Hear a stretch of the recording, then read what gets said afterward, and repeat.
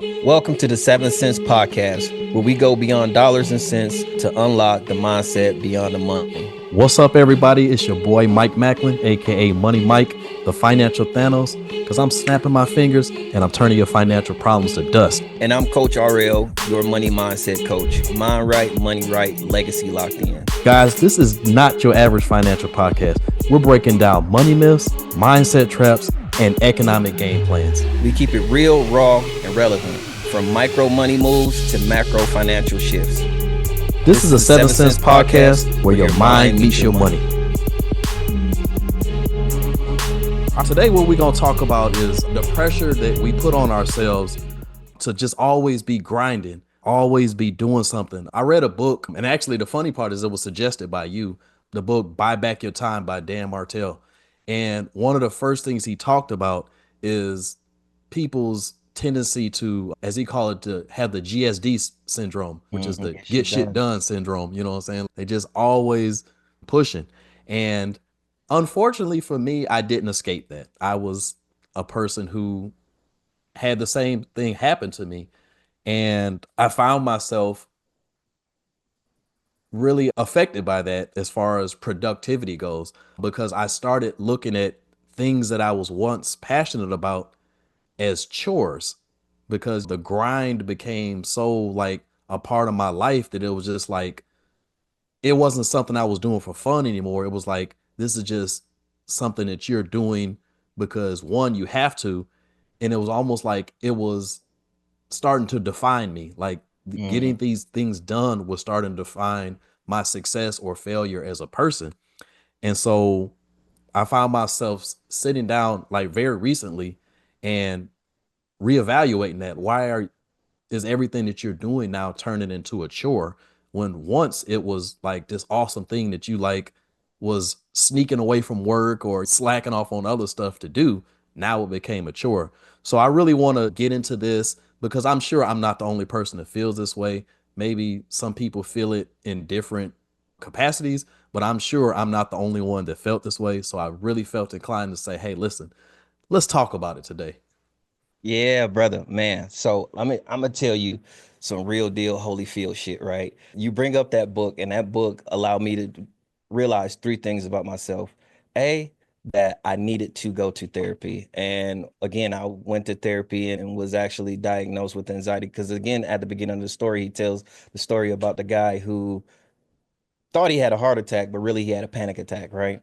And that was me. And I was like, I've had plenty of those before. Is that anxiety? So I'm like, let me go to therapy and get this worked out. Also, the second thing that I learned, that get shit done syndrome was so heavy for me. It was insane because I always felt like everything was a priority. And so everything needed to get done. And I found myself from sun up to sundown grinding. In therapy, I learned that when the things that I love started to become a chore was because I was burnt out. And so when I learned that I was burnt out, I actually already had a trip planned. And lo and behold, I went on this trip. It was a week-long trip. And I came back and I was refreshed and rejuvenated. But I never changed the pace of work that I was doing. So it was always a grind, grind. And then maybe a month and a half later, I found myself back in the same rut. I think it's very important to check yourself in the grind, right? There's nothing wrong with always grinding. I think the problem is, again, and you mentioned it, is is this grind that I'm on something that I love, right? If I love to do this, then it's cool. We can rock it out. But if there is a piece of, really, we go back to it, it's a piece of burnout that lies in that work. Two things need to happen.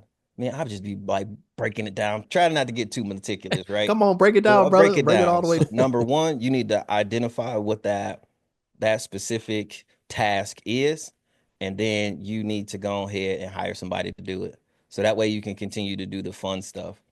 The other piece to this, right, is identifying if the work that you're doing is busy or productive, because there's a difference.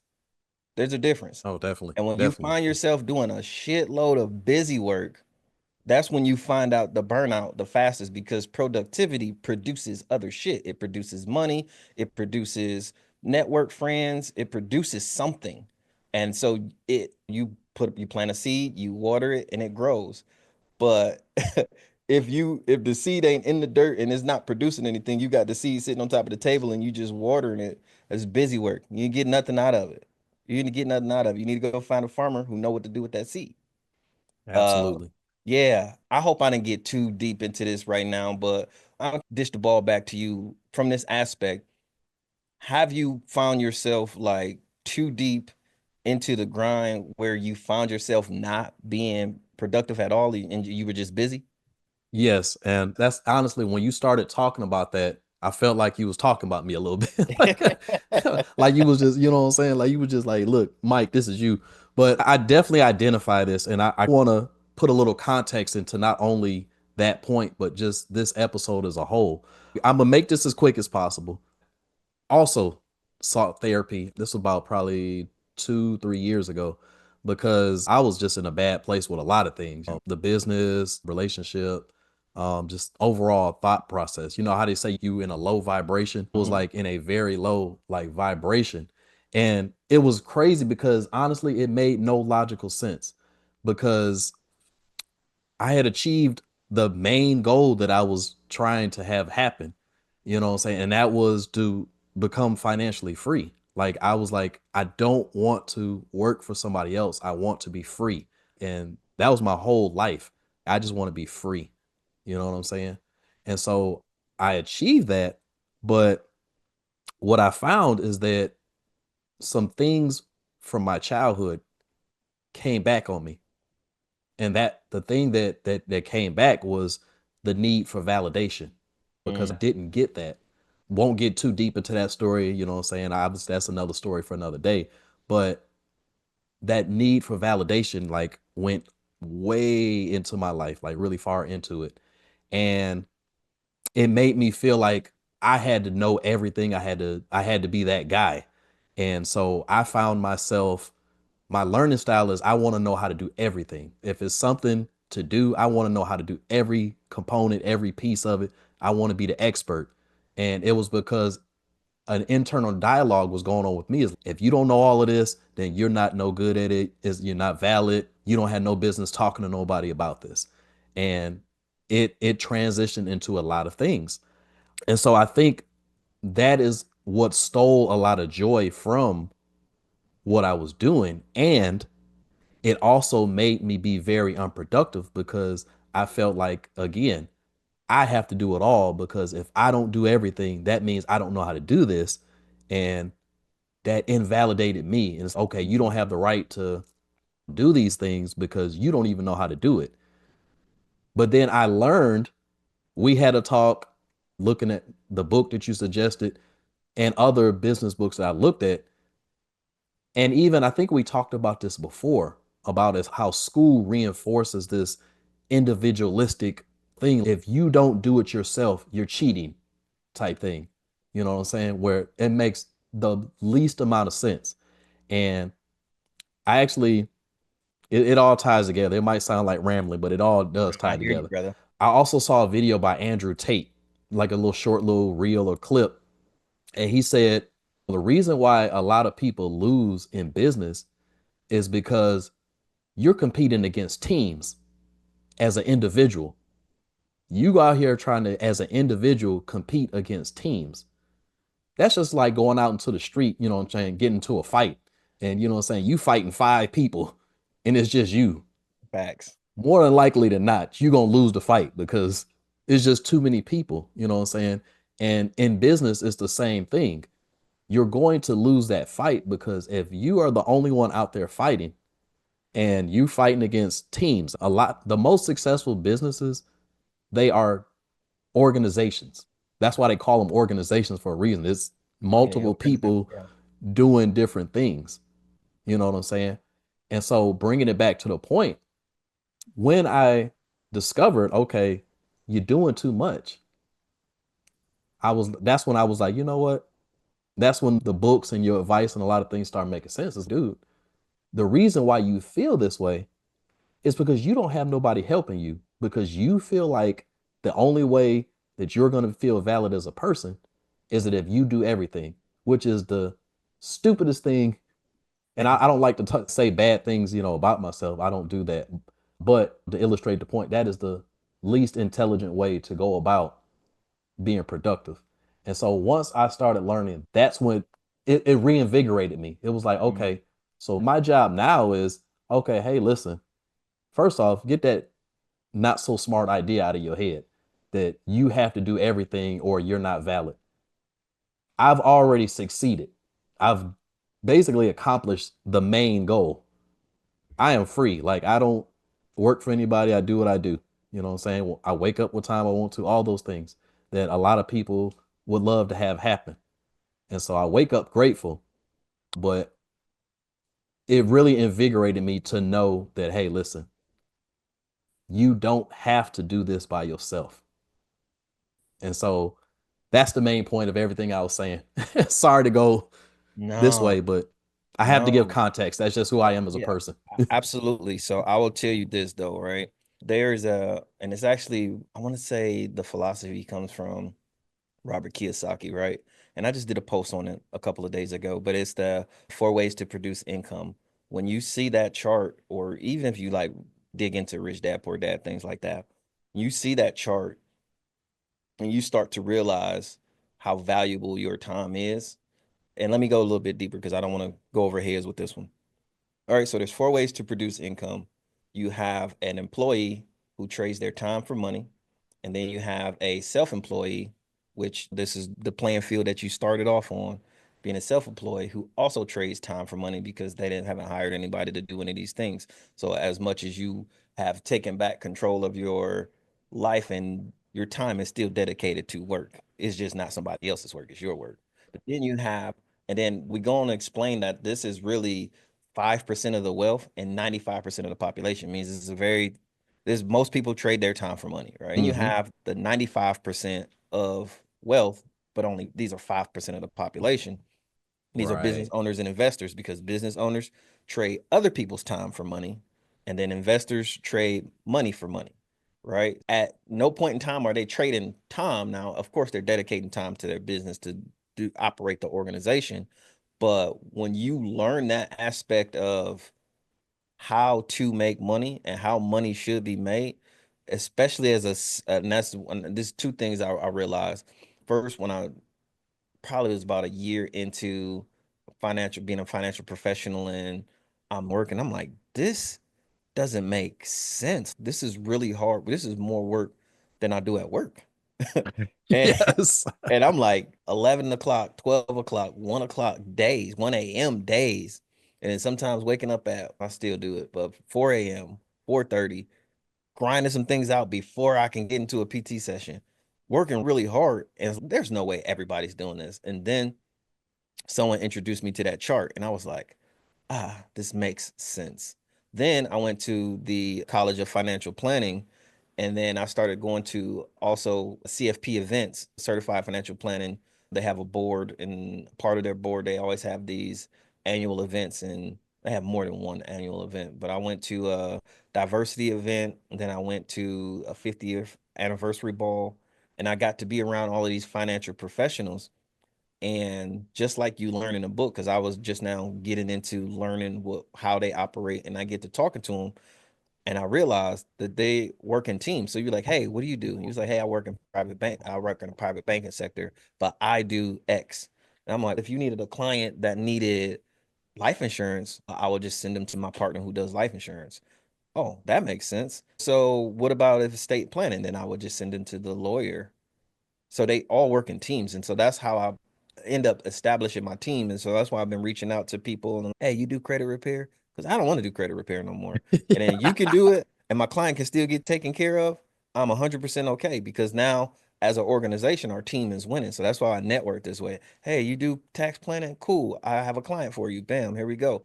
And if you can work in that network, you take off so much pressure of having to be those things. And depending on who you are, there's 5 to 7 levels of financial pillars, but there's a lot of elements within those layers. You have investors, you have estate planners, you have protection, that's property and life and health.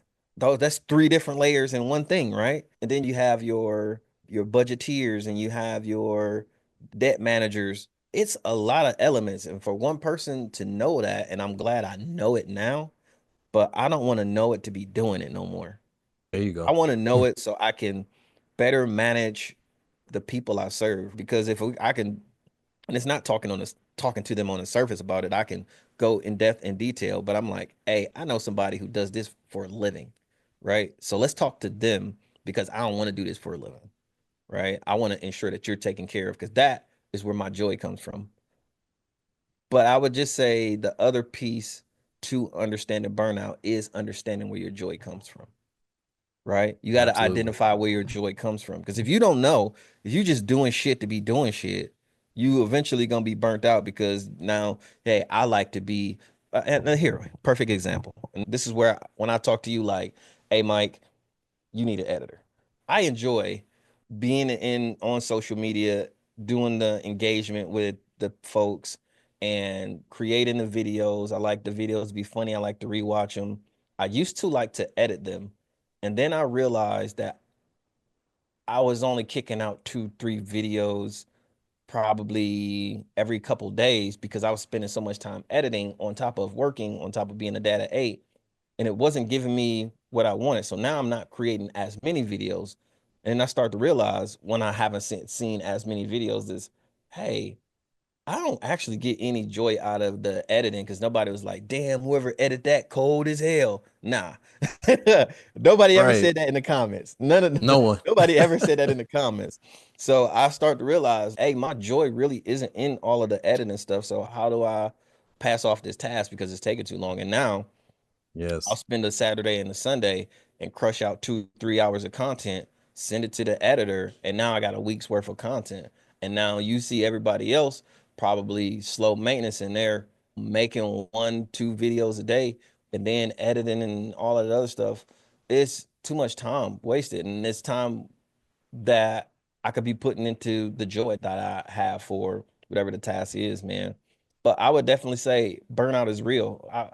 On a percentage, what do you think the people out there that exist where they are burned out and they don't even know Huh.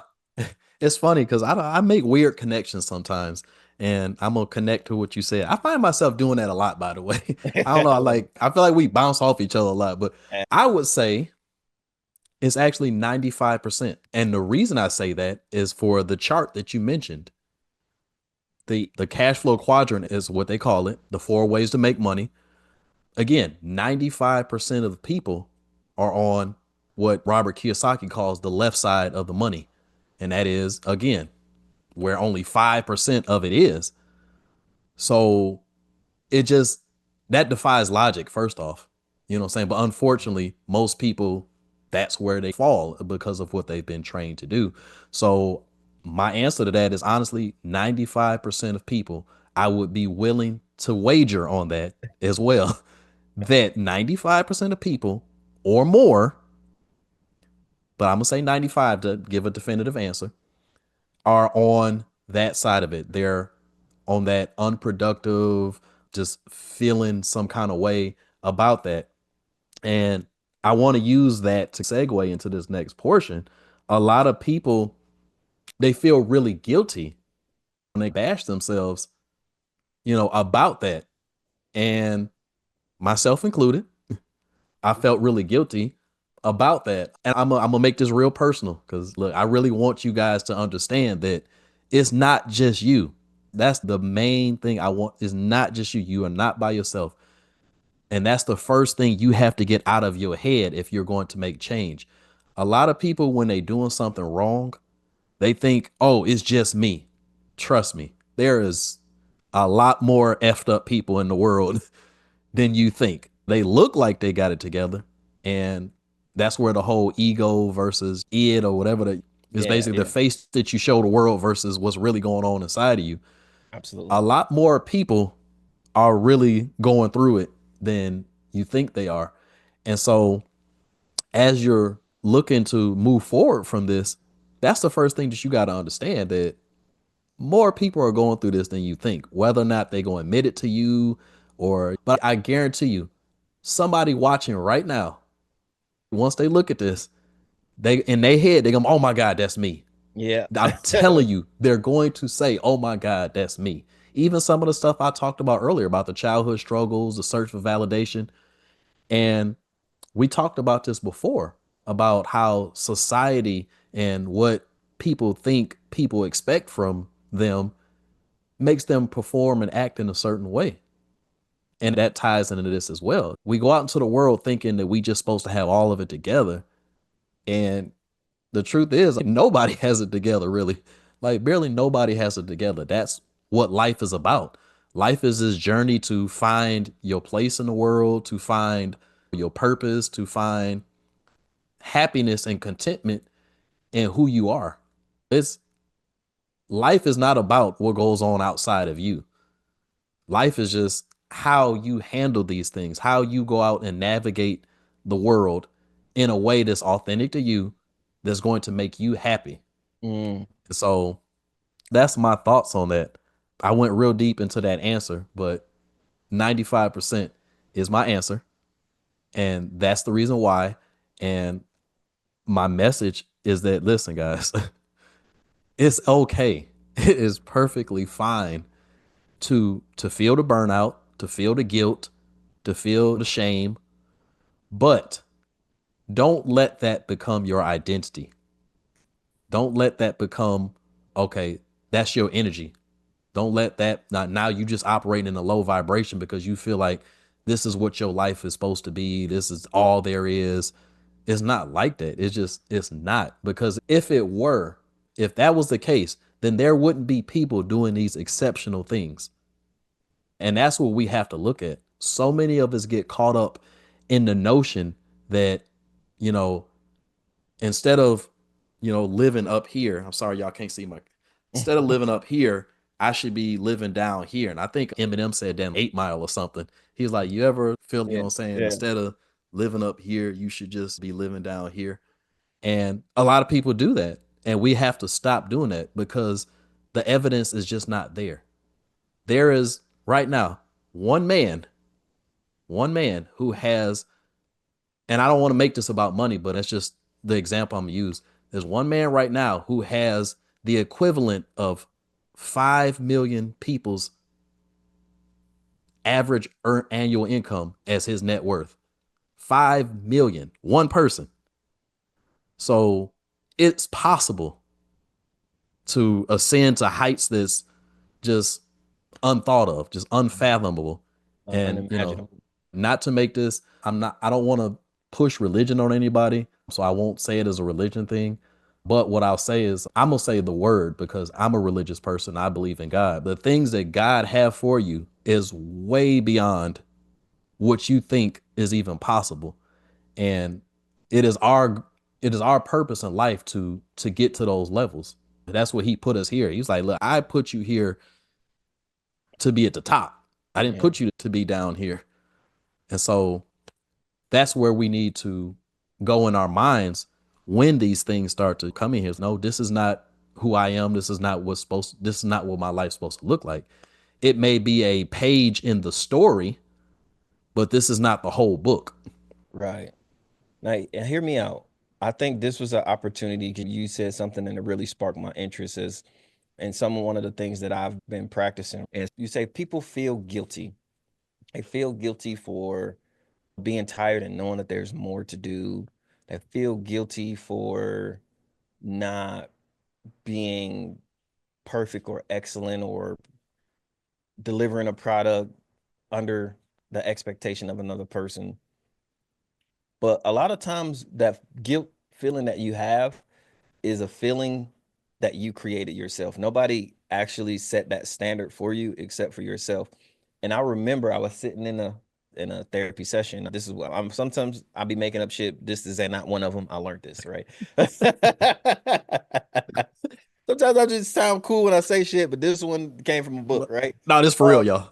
yeah, yeah. So I'm sitting in therapy session and I'm telling my therapist about I'm working really hard and trying to be the best dad that I can be. And I'm also trying to crush everything in this business and be a friend and be a mentor to others. And I'm saying it's really exhausting.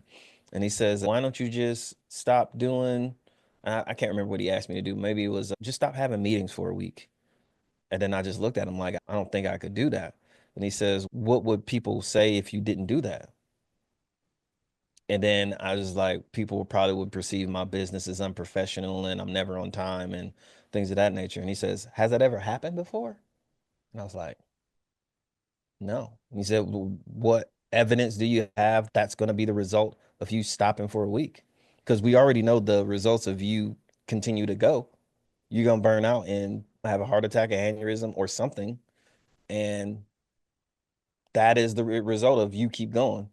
You have no evidence of what's going to happen if you stop for a second, take a breather, take a knee. That's the guilt that you put on not stopping was completely perceived by Robert Simmons, and that was it. No, you made that up. If you don't do something excellent, who's going to say something? And I'm like, fucking probably nobody, because nobody ever says anything like that. Nobody's like, damn, you fucked up. But it's a fear that we always have, right? And And I so mean, that something else is nobody cares enough. Like, to be nobody honest cared with, enough. nobody cares enough to even, and I hate to cut you up. I'm even real quick No, with that's this. on point. Nobody cares enough. And I use that as content posting. I think I saw a post where, they was talking about why do people like not post?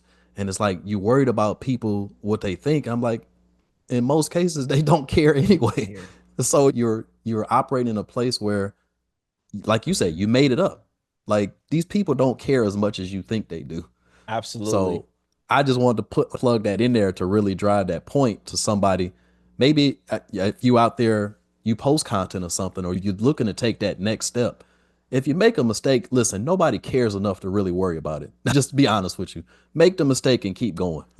That's 100%. The other piece, and it's funny because this brings me the segues right back into where I was going to with this is at the end of the day, being open and transparent not only makes you a better human, but it allows you to have better connections with people. So on my behalf, if somebody says, "Hey man, I'm sorry I'm late," or they fucked up a project or something like that, if it's not like a big deal, and it's no, I know it's something I don't give a fuck about, I might just be like, "Ah, it's cool." But it's actually a great opportunity, especially if you're a leader. It's a great opportunity to validate how that person felt because the guilt you feel and the pressure you feel when you don't deliver something. And then somebody can be like, I'm sorry, blow it off. And it's not that big of a deal, but you're still holding on to that shit. But as Mm, a leader, I say, it's okay. It just shows that you're human and it's okay to be human. And people are like, and I say, I'm human too. I make mistakes. I have to bring that to people's attention, not to shove the side of the mistake that they just made, but just to say, it's cool.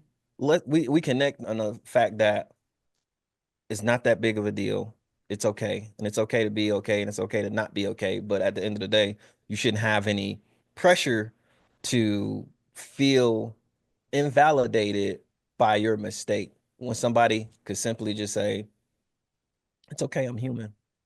But this is another way, is one of those ways. And like I say, when we come on here, I like to talk, I like to get things off my chest, but I also like to be progressive in what it is that we're doing. So if you can build a community around just being open and transparent and then helping others in their parts of their struggle, you're going to build a better team around you. Yeah.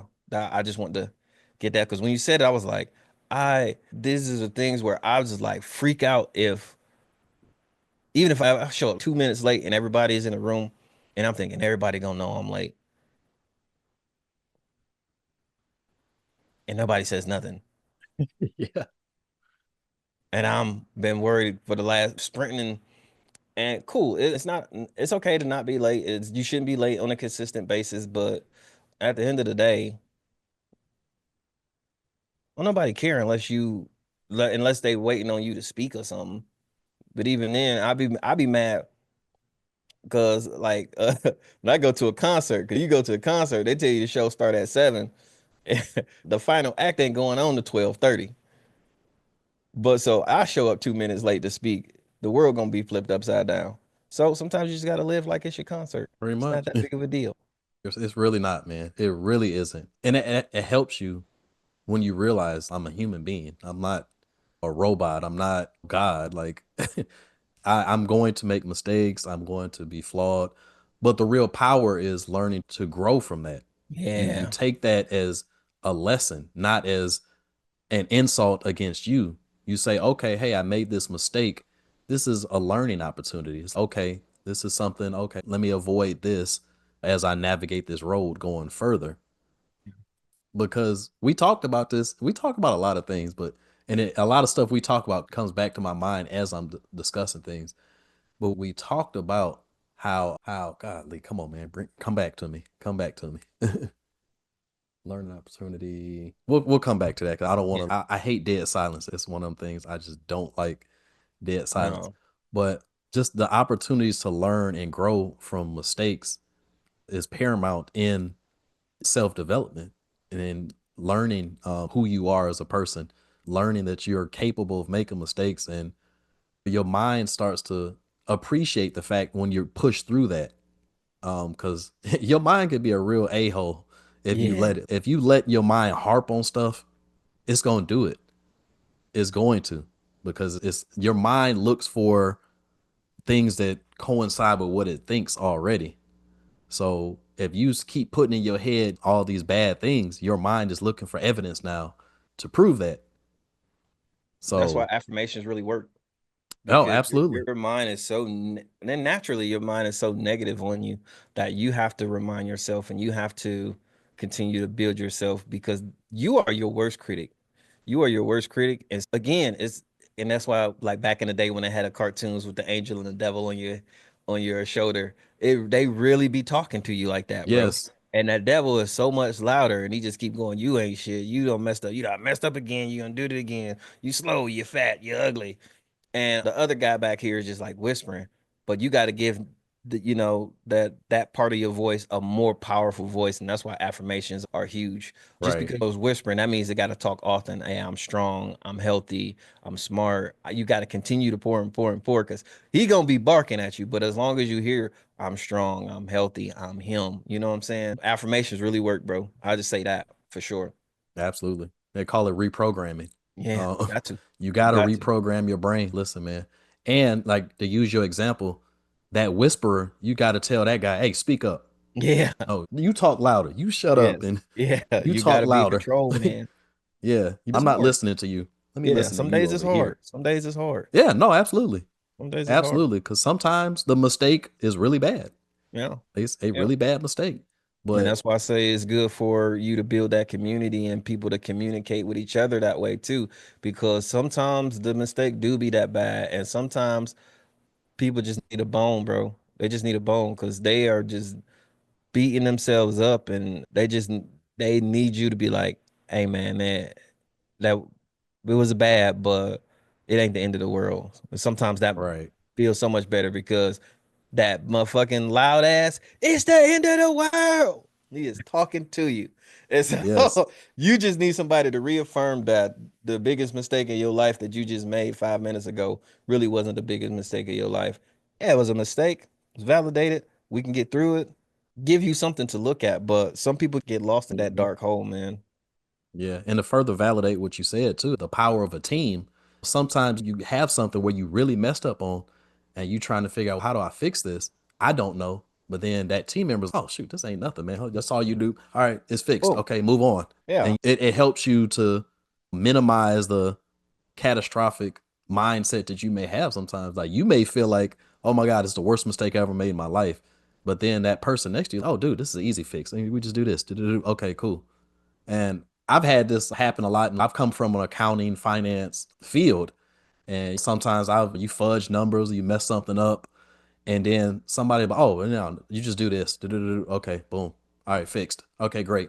Move on. Thanks. And That that's good. I just quick story.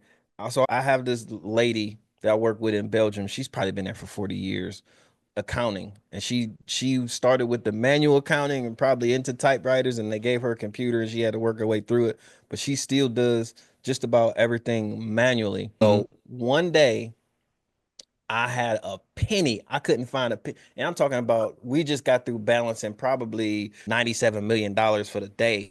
And I could not find a Yes. penny. She's like, you got to find a penny before we balance.